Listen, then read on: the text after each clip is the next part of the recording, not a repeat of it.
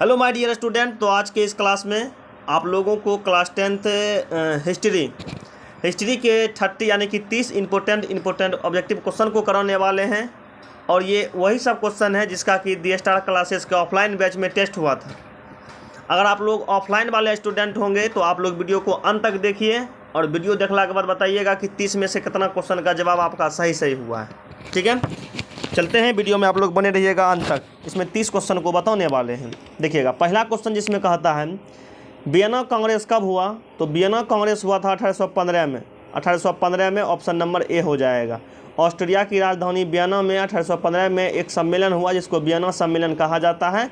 और वियना सम्मेलन की मेजबानी क्या कहते हैं, मेटरनिक के द्वारा किया गया था। दूम कहता है कि जर्मनी के एकीकरण का प्रमुख वास्तुकार कौन था, तो जर्मनी के एकीकरण में सबसे अधिक योगदान जो है न बिस्मार्क का था। इसलिए करके जर्मनी के एकीकरण का वास्तुकार बिस्मार्क को कहा जाता है। ठीक है, बिस्मार्क। 2 का हो जाएगा डी नंबर। 3 में कहता है कि इटली के एकीकरण में निम्न में से किसका संबंध नहीं है। बिस्मार्क है, मेजनी है, काउंट काबुर है, उसके बाद गैरिबाल्डी है। तो ये हो जाएगा बिस्मार्क।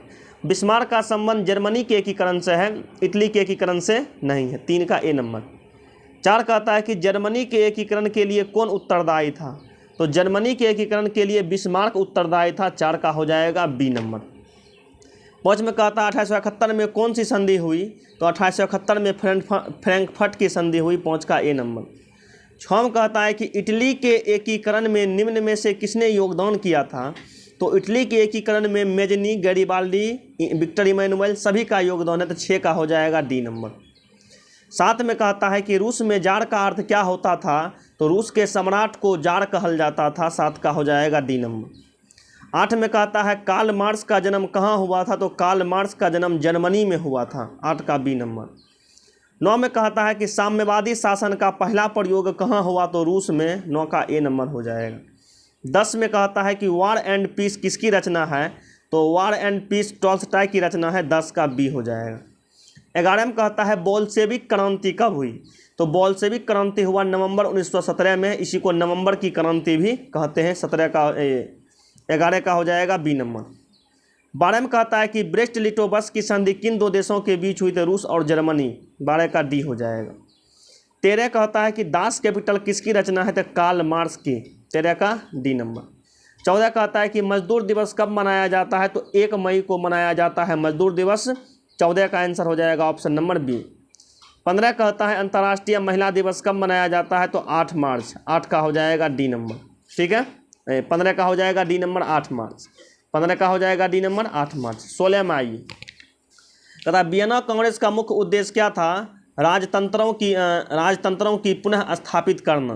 देखिए 1815 ईस्वी में जो वियना सम्मेलन बुलाया गया था उसमें मेटरनिक अपना सत्ता कायम करना चाहता था। अपना सत्ता बनाने के लिए इन्होंने क्या किया था, वियना सम्मेलन किया गया था।